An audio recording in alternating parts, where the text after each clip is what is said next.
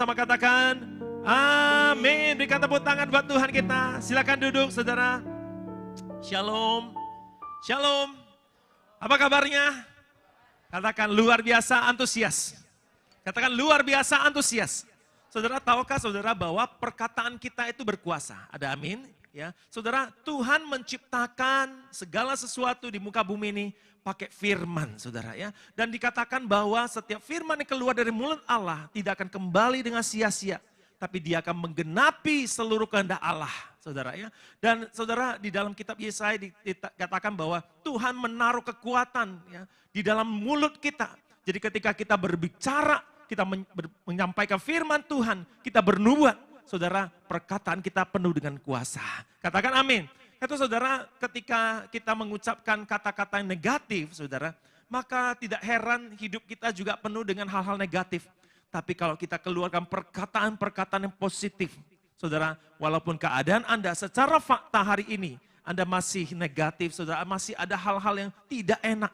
Tapi saudara, percayalah bahwa ketika kita mengucapkan kata-kata yang positif, maka ada kuasa penciptaan itu mengalir. Kenapa? Karena kita dipenuhi dengan Roh Kudus.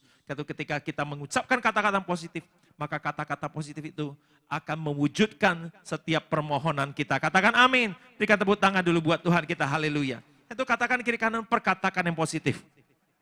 Ya. Baik saudara, hari ini saya akan menyampaikan sebuah khotbah yang saya berikan judul mempersiapkan jalan bagi Tuhan. Katakan mempersiapkan jalan bagi Tuhan.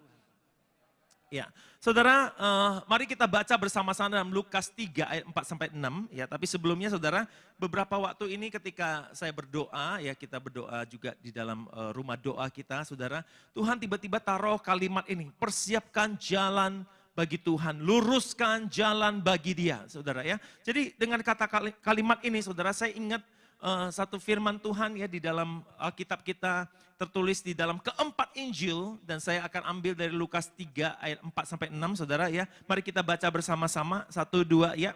Seperti ada tertulis apa? Dalam kitab nubuat-nubuat Yesaya, ada suara yang berseru-seru di padang gurun, persiapkan jalan untuk Tuhan, luruskanlah jalan raya baginya. Setiap lembah akan ditimbun dan setiap gunung dan bukit diratakan, yang berliku-liku diluruskan dan yang berlekuk-lekuk dijadikan jalan rata. Dan semua orang akan melihat keselamatan dari Allah. Katakan amin. Saudara, di sini dikatakan bahwa ya, ada suara yang ditugaskan Tuhan untuk mempersiapkan jalan untuk Tuhan. Artinya kalau mempersiapkan jalan, dia duluan atau Tuhan duluan? Yang mana? Dia duluan saudara ya. Dan kalau kita perhatikan di dalam Lukas 1 ayat 17, maka nubuat ini disampaikan kepada Elisabet. Ketika dia, Tuhan katakan dia akan mengandung, ya Tuhan sampaikan kepada Imam Zakaria waktu itu, ya bahwa istrimu akan mengandung dan akan melahirkan. Ya. Inilah yang dimaksud ketika Tuhan katakan ada suara yang berseru-seru di padang gurun, dia akan berjalan mendahului Tuhan dalam roh dan kuasa Elia. Katakan roh dan kuasa Elia. Ya, katakan roh dan kuasa Elia. Nah, saudara, inilah Yohanes Pembaptis pada waktu itu. Dia lahir, dia bergerak dengan pelayanan roh dan kuasa Elia. Nah saudara, ketika Alkitab mengkonfirmasi dalam artian saudara ya, satu ayat itu atau satu kejadian itu ditulis lebih daripada satu kali. Ya, maka itu adalah sebuah kejadian yang signifikan. Atau ada perintah Tuhan yang signifikan terdapat di situ. Ya, kadang-kala dalam ketika kita baca ya dalam perjanjian baru terutama ya, itu banyak yang mengkonfirmasi apa yang ditulis dalam perjanjian lama ya. Artinya ada konfirmasi. Nah, tapi kejadian Lukas 3 sampai 4 sampai 6 ini ya. Nubuatan ini ditulis bukan hanya pada satu Injil, tapi keempat Injil ini juga mencatat peristiwa yaitu di Matius 3, Markus 1, Yohanes 1, saudara ya. Semua ini mencatat peristiwa yang sama. Dengan kata lain, ya, ada sesuatu yang signifikan Tuhan mau sampaikan lewat ayat ini, saudara ya. Nah, saudara, kalau kita lihat ayat ini merefer kepada nubuat Yesaya, maka di dalam Yesaya 40 ditulis seperti ini, saudara ya. Ada suara yang berseru-seru apa? Mari kita baca 1, 2 ya. Persiapkanlah di padang gurun jalan untuk Tuhan. Luruskanlah di padang belantara jalan raya bagi Allah kita. Setiap lembah harus ditimbun. Setiap gunung dan bukit diratakan. Tanah yang berbukit-bukit harus menjadi tanah yang rata. Tanah yang berlekuk-lekuk menjadi dataran. Maka kemuliaan Tuhan akan dinyatakan dan seluruh umat manusia akan melihatnya bersama-sama. Sungguh Tuhan sendiri telah mengatakannya. Katakan amin. Saudara, mari kita lihat saudara bahwa topografi ya, atau tanah Kanaan, tempat Israel, tempat tanah yang dijanjikan oleh Tuhan kepada bangsa itu. Saudara, topografinya memang berbukit-bukit dan berlembah-lembah. Ya. Kalau kita baca di dalam kitab Ulangan, maka dikatakan bahwa negeri di mana kamu akan pergi untuk mendudukinya adalah negeri yang bergunung-gunung, berbukit-bukit dan berlembah-lembah. Ya. Yang mendapatkan air sebanyak hujan yang turun dari langit. Mata Tuhan mengawasinya dari awal tahun hingga akhir tahun. Saudara, jadi dengan kata lain ini berbicara tentang topografi yang ada pada waktu itu di tanah perjanjian yaitu Israel. Ya. Saudara, dan ini juga melambangkan tentang bagaimana kehidupan kita di hadapan Tuhan. Sebelum semuanya itu diratakan saudara ya. Mari kita lihat saudara ya. Nah hari-hari ini Tuhan berbicara kepada wadah kita. Supaya jemaat kita harus fokus kepada namanya kedewasaan. Katakan amin. Katakan fokus kepada kedewasaan. Bukan kepada kenyamanan. Katakan bukan kenyamanan. Saudara, ingatlah bahwa kalau kita fokus pada kenyamanan, saudara dan saya tidak akan pernah dewasa. Saudara. Kalau Anda dan saya fokus hanya pada kenyamanan ketika datang ke gereja, ya, kita hanya mencari yang nyaman-nyaman saja, tidak ada perlu tanggung jawab di situ, tidak ada keterlibatan di situ, ya, tidak ada tantangan di situ, maka saudara dan saya tidak akan pernah tumbuh menjadi dewasa. Kedewasaan hanya terjadi jikalau kita memilih untuk mengambil tanggung jawab. Ada amin? Ketika kita memilih untuk menghadapi masalah dan bukan lari dari masalah. Banyak orang lari dari masalah. Tapi Tuhan menciptakan saudara dan saya. Tuhan berikan rohnya, Tuhan berikan kuasanya kepada saudara dan saya. Bukan supaya Anda dan saya lari daripada masalah. Tapi supaya Anda dan saya menghadapi masalah dan jadi pemenang-pemenang. Berikan tepuk tangan dulu buat Tuhan kita, haleluya. Saudara ingat ini saudara ya. Nah kemudian saudara, mari kita lihat saudara ya. Lembah-lembah yang ditimbun, ini bicara tentang apa? Saudara katakan lembah-lembah harus ditimbun. Nah, saudara, lembah ini bicara tentang apa, saudara? Ya, lembah ini juga bisa bicara tentang kondisi hati yang negatif, misalnya ketakutan, ya, misalnya self esteem yang rendah, ya, artinya rendah diri, saudara. Ya, saya nggak bisa, saya takut, ya, saya cemas, saya tidak mampu, ya, saudara. Kondisi-kondisi ini, saudara, adalah kondisi yang negatif, di mana ketika Tuhan mau memakai hidup saudara dan saya. Tuhan mau bekerja lewat hidup saudara dan saya. Itu mengalami hambatan saudara ya. Nah saudara, kalau kita melihat di dalam Alkitab, maka ada beberapa lembah yang mewakili ini saudara ya. Yang pertama bicara tentang lembah Akor saudara ya. Lembah Akor ini di mana saudara? Apa yang terjadi di situ? Lembah Akor adalah lembah di mana pada waktu itu ada seorang namanya Achan ya. Saudara ingat peristiwa Achan saudara ya. Achan itu adalah seorang dari suku Israel yang ketika mereka menang perang melawan Yeriko, saudara, Tuhan bilang gini, semua emas, perak, ya, itu semua kepunyaanku. Jadi khususkan buat Tuhan, jangan ada yang mengambil. Tapi Achan, dia mengambil dari emas dan perak dan mengambil menyimpannya buat dirinya. Dia melakukan tindakan mencuri, saudara. Ya.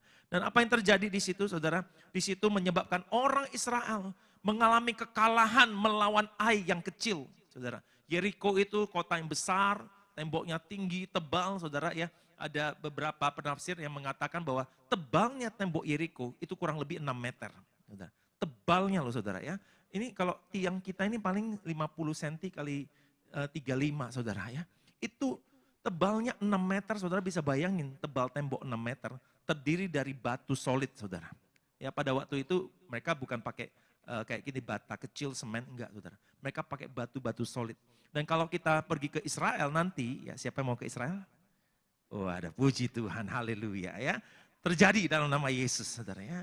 Nah, Kalau Anda pergi ke Yerusalem, maka Anda bisa melihat peninggalan-peninggalan bangunan zaman dulu yang masih pakai batu-batu solid, yang gede banget saudara ya. Wah itu benar-benar, kalau tangan saya rentangkan ini sekitar 1,8 ya sesuai tinggi saya. Tapi itu 6 meter saudara, kira-kira 3 kali lipat lebih daripada rentangan tangan saya saudara. Gede banget.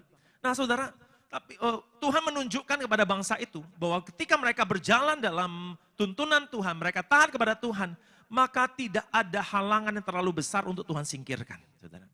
Tapi ketika mereka tidak taat kepada Tuhan, mereka harus menghadapi resiko, bahkan kalah melawan sebuah kota yang penduduknya sedikit saudara. Namanya kota Ai, saudara. Nah, saudara di sini bicara tentang apa? Lembah Akor bicara tentang bagaimana kehidupan yang tidak taat kepada Tuhan akan mengalami penghukuman, saudara. Kayak begitu. Nah, yang kedua, saudara, ada satu lembah namanya Lembah Hinom, saudara. Lembah Hinom ini apa? Lembah Hinom ini adalah ketika bangsa Israel jatuh di dalam penyembahan berhala kepada Baal, kepada Molok, saudara.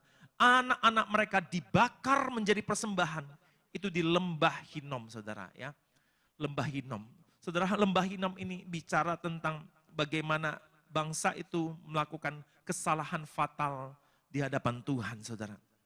Dosa menyembah berhala, dosa meninggalkan Tuhan. Ya. Saudara, dan ini bisa bicara tentang putus asa, rendah diri, hidup di dalam dosa, hidup dalam kegelapan, kondisi batin yang belum mengalami pemulihan, penuh luka, kekecewaan, kemarahan. Tuhan katakan semuanya ini harus ditimbun supaya kemuliaan Tuhan bisa hadir dalam hidup saudara dan saya. Katakan amin. Berikan tepuk tangan dulu buat Tuhan kita, haleluya. Ya. Saudara, hari-hari ini Tuhan mau kita mengandalkan Tuhan. Tuhan mau kita taat kepada Tuhan. Tuhan mau setiap lembah-lembah, keputusasaan, tidak pede, tidak berani, saudara, itu harus ditutup, saudara. Supaya apa? Ketika Tuhan mau bekerja pakai hidup saudara dan saya, saudara, maka tidak ada lagi penghalang, tidak ada lagi hambatan, dan Tuhan bisa memakai hidup Anda dan saya. Katakan amin. Lembah-lembah harus ditimbun. Katakan lembah harus ditimbun. Nah, saudara, lembah ini juga bicara tentang peperangan, penyerangan-penyerangan musuh. Ya, saudara, kenapa saya katakan demikian, saudara? Salah satu lembah yang ada di dalam kejadian di dalam bangsa Israel pada waktu itu adalah lembah Elah. Ya. Apa itu lembah Elah? Di mana ada kejadian apa di lembah Elah? Saudara, di lembah Elah itu adalah peristiwa di mana pada waktu itu Filistin dan bangsa Israel berhadap-hadapan dan keluarlah seorang bernama Goliat di situ, mengintimidasi dan mengajak duel bangsa itu. Kalau kalian berani, sini maju 1 lawan 1 dengan saya. Goliat yang besar, Goliat yang memegang tombak yang besar, bajunya besi, ya lengkap, perisainya sangat besar, saudara ya. Dan selama 40 hari tidak ada satupun dari bangsa Israel yang berani menghadapi Goliat, termasuk Saul dan Yonatan anaknya, saudara. Saudara, hanya waktu itu Daud yang masih remaja, saudara ya. Daud yang bukan tentara, saudara. Pada waktu itu datang mengantar catering buat abangnya, saudara ya. Waktu itu, siapa itu? Kok berani sekali? Aku akan keluar menghadapi dia. Seorang Daud yang kecil, tapi di dalam hatinya tidak ada lembah, saudara. Seorang Daud yang mengandalkan Tuhan. Seorang Daud yang punya relationship yang intim dengan Tuhan. Dia bilang, aku datang kepadamu dalam nama Tuhan semesta alam, saudara. Dan Daud KO di tangannya. Goliat KO di tangannya Daud, saudara. Saudara, lembah Elah bicara tentang intimidasi yang datang kepada hidup kita. Seolah-olah engkau tidak bisa menghadapinya. Seolah-olah engkau tidak mampu, saudara. Tapi saudara, dengan nama Tuhan, kita akan kalahkan semua itu. Katakan amin. Berikan tepuk tangan buat Tuhan kita. Lembah-lembah ini harus ditimbun. Dan ketika pemulihan terjadi, lembah-lembah ditimbun, saudara. Maka ini bicara tentang pemulihan yang Tuhan akan kerjakan dalam hidup saudara dan saya. Tidak ada lagi peperangan yang tidak dimenangkan oleh saudara dan saya. Tidak ada lagi ketakutan, tidak lagi intimidasi. Tuhan menjadi sumber damai sejahtera bagi saudara dan saya. Katakan haleluya. Yang kedua, saudara, dikatakan gunung-gunung harus diratakan. Katakan gunung-gunung diratakan. Ya. Gunung-gunung ini bicara tentang apa? Gunung-gunung ini bisa bicara tentang tempat yang tinggi, yang harusnya dataran, itu tiba-tiba berubah bentuknya, saudara ya. Nah, kalau kita pelajari dalam bahasa asli, saudara bisa belajar Alkitab kalau saudara suka. Saudara bisa mengakses namanya Bible Hub, saudara ya. Bible Hub itu HUB, saudara ya. .com. Saudara di situ saudara bisa pelajari Alkitab dalam bahasa aslinya, dalam bahasa Ibrani, bahasa Yunani, saudara ya. Di situ juga ada strong words di mana saudara bisa belajar apa arti dari kata-kata di dalam Alkitab itu. Nah, saudara, kata gunung di sini memang bisa diterjemahkan sebagai gunung. Tapi dia ambil dari sebuah kata yang mempunyai kata dasarnya akop, saudara. Katakan akop. Katakan akop. Ya. Nah, akop ini apa? Akop ini bisa diartikan sebagai kruk, saudara ya. Artinya menyeleweng, saudara ya. Dari yang tadinya harusnya dataran lurus, itu berubah bentuknya, saudara ya. Ini juga bisa bicara tentang ketidakjujuran. Sistem yang nyeleweng atau sistem yang tidak adil, saudara. Ini bicara tentang itu, saudara. Kejahatan, katakan kejahatan. Jadi saudara, gunung-gunung harus diratakan, artinya Tuhan gak mau di dalam hidup saudara dan saya ada kejahatan-kejahatan yang kemudian membuat Tuhan enggan bekerja lewat hidup saudara dan saya. Yang mengerti katakan amin. Saudara, kruk ini atau gunung-gunung ini bisa bicara tentang apa? Gunung-gunung ini bisa bicara tentang kesombongan, keangkuhan, tinggi hati saudara. Ya. Nah kenapa? Saudara, Alkitab jelas katakan bahwa Allah menentang orang congkak. Kata menentang di situ artinya menjadikan dia lawannya, saudara. Artinya Tuhan kalau melawan orang-orang yang punya hati yang sombong. Tuhan Yesus pernah menceritakan sebuah perumpamaan begini, saudara ya. Dia bilang ada dua orang datang ke bait suci untuk berdoa. Yang satu adalah orang Farisi, yang satu adalah pemungut cukai. Dia bilang gini, pemungut cukai itu berdiri jauh-jauh, dia memukul dadanya dan dia bilang, Tuhan ampunilah aku orang berdosa ini. Saudara. Dan orang Farisi itu doanya beda saudara. Agak panjang, namanya juga tukang doa gitu saudara ya. Orang Farisi itu datang, ya, dia lihat pemungut cukai itu datang berdoa juga. Dia bilang, Tuhan terima kasih. Aku enggak kayak pemungut cukai ini yang berdosa. Ya, aku puasa, aku baca Taurat tiap hari. Aku merenungkan firman-Mu tiap hari. Aku hidup dengan baik, aku melakukan perpuluhan. Ya, saudara, Tuhan Yesus bilang apa? Pemungut cukai pulang sebagai orang yang dibenarkan oleh Allah, tapi tidak dengan orang Farisi itu. Saudara, jangan sampai kita kedapatan sombong. Sombong mau dibungkus pakai kerendahan hati, mau dibungkus seolah-olah rendah hati, itu pun salah di hadapan Tuhan. Kenapa isinya sombong, saudara? Saudara, gunung-gunung harus diratakan. Katakan amin. Katakan gunung-gunung harus diratakan. Iya. Saudara, berlawanan dengan firman ini, dengan kata akop ini, kita bisa temukan di dalam Mika 6 ayat 8 dikatakan begini. Hai manusia, telah diberitahukan kepadamu apa yang baik dan apakah yang dituntut Tuhan daripadamu. Selain berlaku adil, mencintai kesetiaan dan hidup dengan rendah hati di hadapan Allahmu. Jadi dengan kata lain, saudara, gunung ini bisa bicara tentang tidak berlaku adil. Gunung ini bisa bicara tentang ketidaksetiaan, ketidaktaatan kepada Tuhan. Dan gunung ini bisa bicara tentang tinggi hati atau kesombongan di hadapan Tuhan. Saudara, beberapa waktu yang lalu kita pernah bahas tentang kesombongan. Ya, saudara, kita harus punya hati yang mau diubahkan oleh Tuhan. Ada amin, saudara?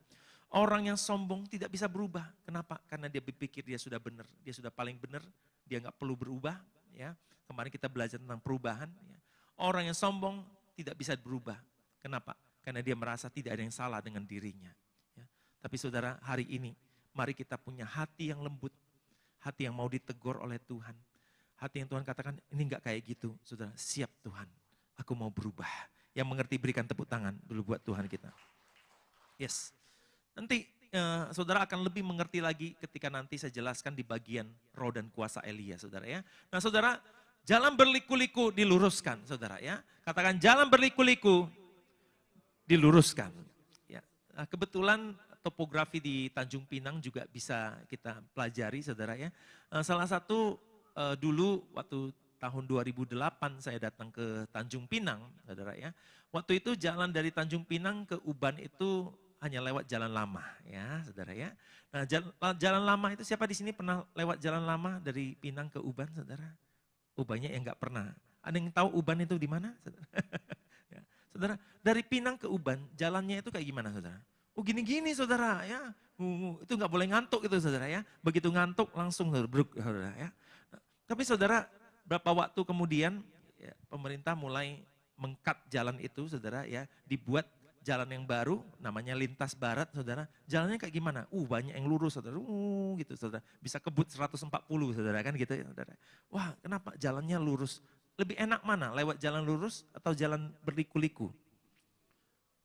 Lurus pasti lebih enak saudara, lempang saudara ya. Mobil juga tidak beban saudara ya, pernya ke kanan ke kiri, ke kanan ke kiri saudara. Ini bicara tentang apa? Saudara, jangan sampai kita punya hati yang tidak lurus di hadapan Tuhan saudara. Berbelat-belit ya.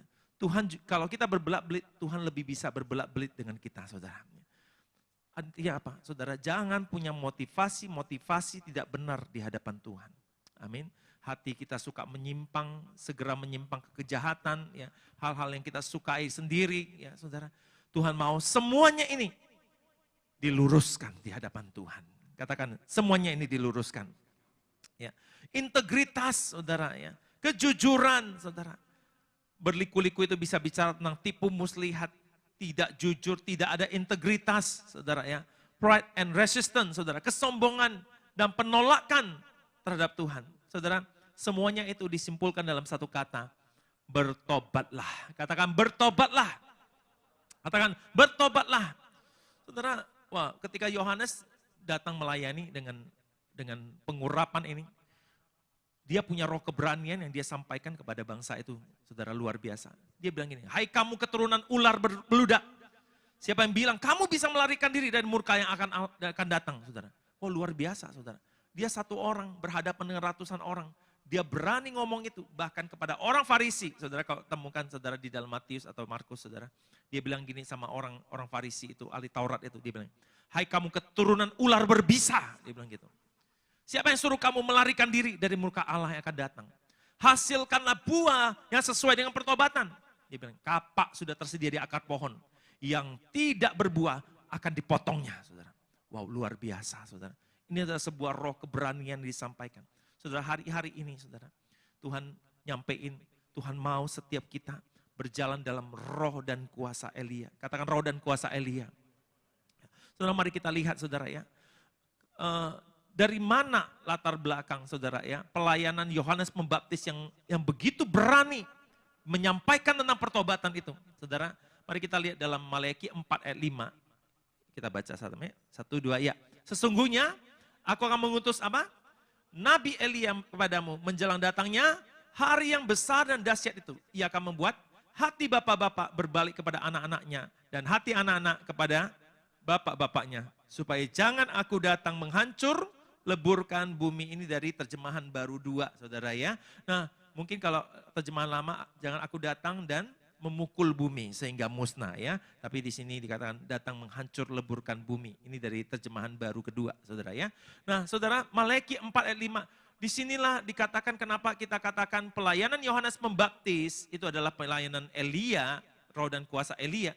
Karena ini kitab Maleakhi 4 ayat 5 ini. Ya.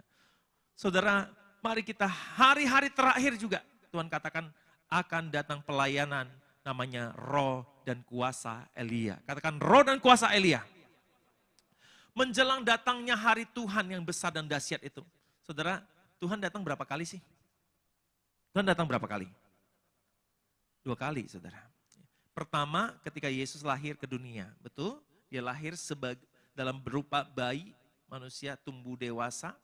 Dia beritakan firman. Ya. Ketika umur 30 dia mulai pelayanan.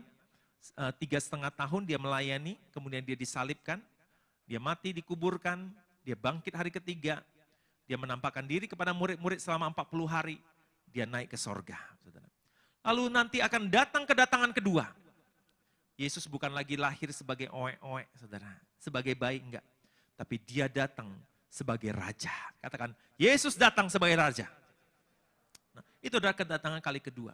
Dan di dalam 2 kedatangan itu, Tuhan katakan bahwa ada Nabi Elia akan mendahuluinya. Saudara, ini adalah sebuah pelayanan restorasi.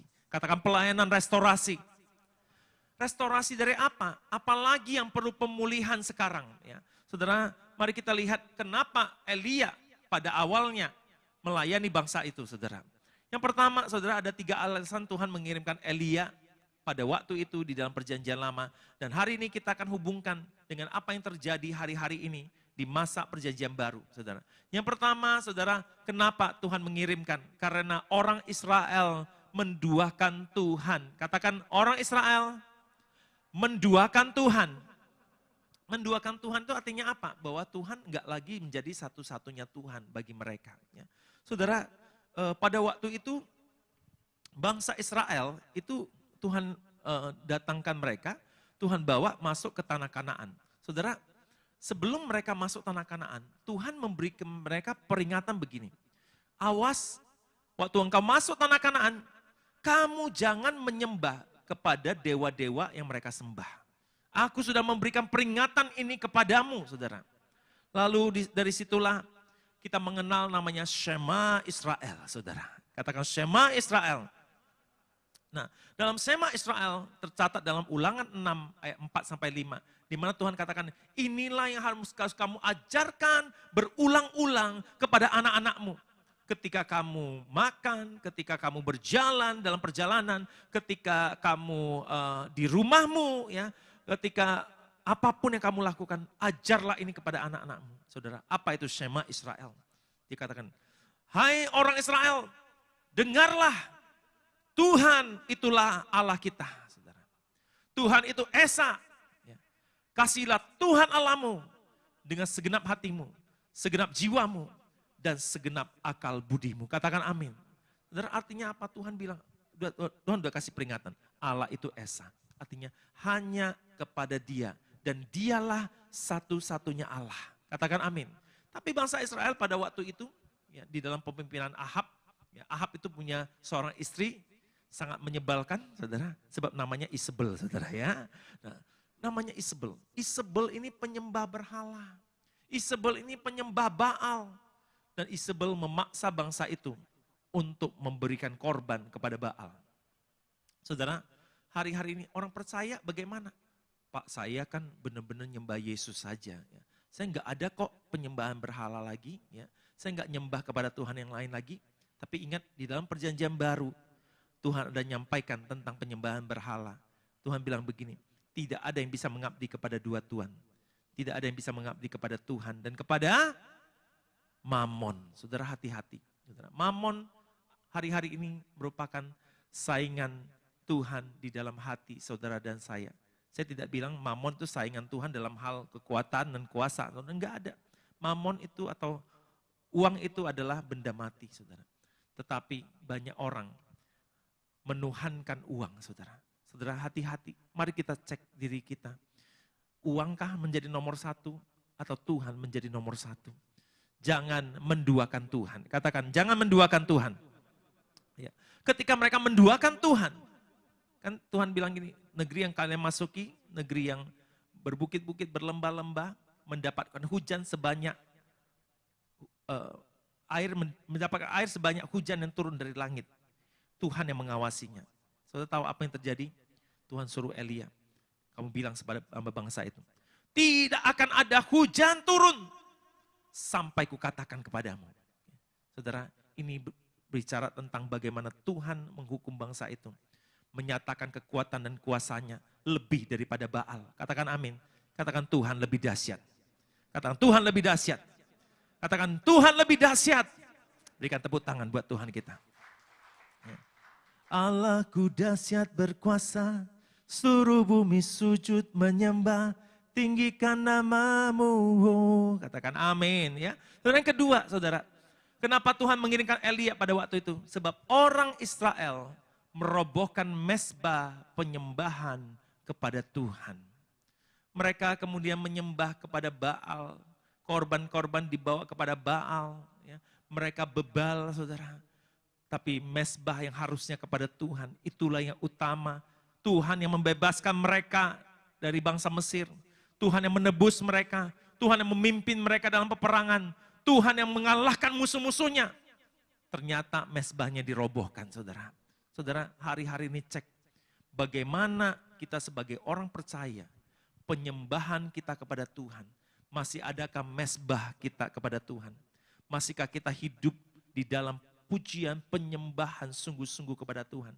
Saudara, korban penyembahan yang berkenan kepada Tuhan itu apa, saudara? Roma 12, persembahkanlah tubuhmu sebagai persembahan yang hidup, yang kudus, dan yang berkenan kepada Allah. Itulah ibadahmu yang sejati, saudara. Hidup kita adalah penyembahan yang sejati di hadapan Tuhan. Gimana kehidupan kita di hadapan Tuhan hari-hari ini? Apakah kita masih mengasihi Dia? Apakah kita masih menyembah Dia dengan sungguh-sungguh? Masihkah hidup kita menjadi penyembahan di hadapan Tuhan? Hidup kita kudus di hadapan Tuhan? Hidup kita berkenan di hadapan Tuhan? Apakah dalam sehari-hari kita mentaati perintah-perintahnya? Saudara, di sini kita harus cross check. Kita harus cek kembali diri kita sungguh-sungguh. Elia dikirim karena bangsa itu telah merobohkan mezbah penyembahan kepada Tuhan. Gereja, hai gereja, apakah kita hari-hari ini masih hidup berkenan di hadapan Tuhan? Ataukah kita sedang mengejar dunia dengan semua kesenangan di dalamnya? Apakah screen time kita jauh lebih tinggi daripada waktu persekutuan kita dengan Tuhan, saudara? Apakah game lebih nikmat daripada persekutuan dengan Tuhan? Apakah nonton drama di handphone lebih nikmat daripada masuk di dalam hadirat Tuhan? Saudara, cek ini baik-baik. Dan kalau kenyataannya memang seperti itu, tidak heran Tuhan menyuruh orang-orang dengan roh dan kuasa Elia menyampaikan tentang pertobatan ini, saudara. Yang ketiga, saudara. Kenapa? Karena mereka membunuh nabi-nabi Tuhan. Katakan membunuh nabi-nabi Tuhan. Saudara, ini bicara tentang apa? Mereka menolak berita firman Tuhan yang benar. Tapi mereka menerima Nabi Baal yang memberitakan kebohongan, saudara. Ya. Saudara, mereka percaya kepada yang bukan firman Tuhan. Lebih takut kepada yang bukan Tuhan daripada firman Tuhan. Ketika firman Tuhan katakan, ya, jangan mencuri. Ya, tapi yet kita percaya, wah gak apa-apalah, tipu-tipu dikit, tipu-tipu timbangan. Ya. 9 on dibilang 1 kilo, saudara gitu ya. SPBU 900 mili dibilang 1 liter gitu saudara ya. Ketika kita mencuri di hadapan Tuhan, saudara, itu kita sedang lebih percaya nabi-nabi Baal daripada nabi-nabi Tuhan. Mereka membunuh, menolak. Apa kau bilang ini? Firman Tuhan. Kami gak mau firman Tuhan. Kami mau lakukan apa yang kami mau. Saudara, hati-hati saudara. Kebohongan lagi dilancarkan iblis begitu luar biasa. Anda bisa temukan itu banyak ya di TikTok, hamba-hamba dalam tanda kutip Tuhan, saudara. Yang menyampaikan firman Tuhan bertolak belakang sebenarnya, saudara. Aliran-aliran yang menyuarakan sesuatu yang sebenarnya itu menyesatkan. Yang membuat kita tidak lagi sungguh-sungguh dengan Tuhan. Yang membuat kita enggan datang ke gereja. Yang membuat kita enggan bersekutu dengan orang-orang percaya lainnya. Yang membuat kita enggan ya untuk melayani Tuhan. Saudara, hati-hati saudara. Ini bayangin ketika Elia naik ke Gunung Horeb berhadapan dengan Nabi Baal. Saudara, Elia itu cuma 1 orang.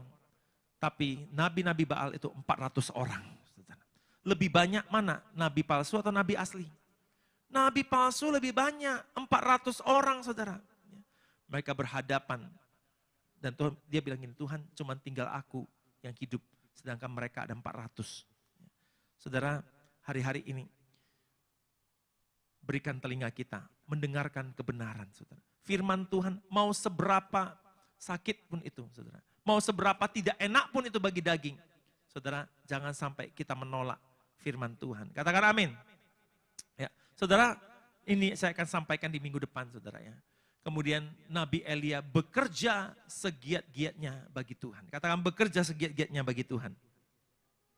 Nah saudara, hari-hari ini yuk mari kita bangkit berdiri sama-sama.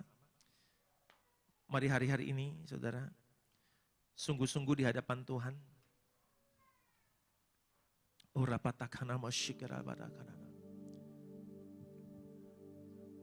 Tuhan mau pakai kita untuk mempersiapkan jalan bagi Tuhan. Tapi terlebih dahulu pertama dari diri kita. Apakah hidup kita masih banyak lembah-lembah yang harus ditimbun? Apakah dalam hidup kita banyak gunung-gunung, bukit-bukit yang harus diratakan?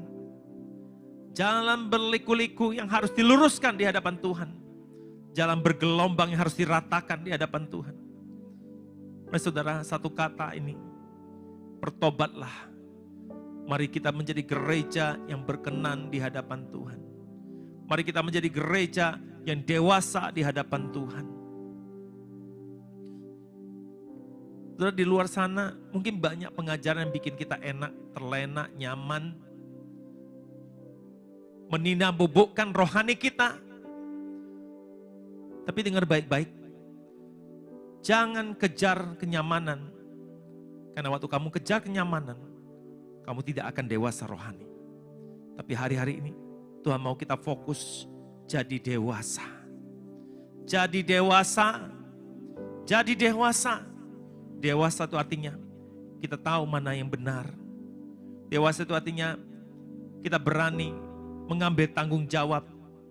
Menjadi dewasa artinya kamu tahu tugas-tugas apa yang harus kamu lakukan. Saudara, hari-hari ini kejarlah kedewasaan. Ketika kamu mengejarnya, mungkin kamu menemukan bahwa prosesnya tidak nyaman, prosesnya tidak enak. Tapi justru itulah gereja yang akan diangkat oleh Tuhan. Gereja yang dewasa, mempelai Kristus. Itulah yang akan dipilih dan diangkat oleh Tuhan. Hanya gereja yang dewasa yang akan bisa setia kepada Tuhan dalam segala keadaan. Saudara, hari ini mari kita buka tangan di hadapan Tuhan. Mari kita akui kalau dalam hidup kita masih ada lembah-lembah. Kalau kita sering merasa putus asa, tidak berdaya, kita sering merasa rendah diri, kita sulit untuk mempercayai kata-kata Tuhan. Kita sulit untuk mempercayai masa depan kita sungguh ada. Kita sulit mempercayai bahwa Tuhan sanggup membuat mujizat. Hari ini lembah-lembah itu ditimbun dalam nama Yesus.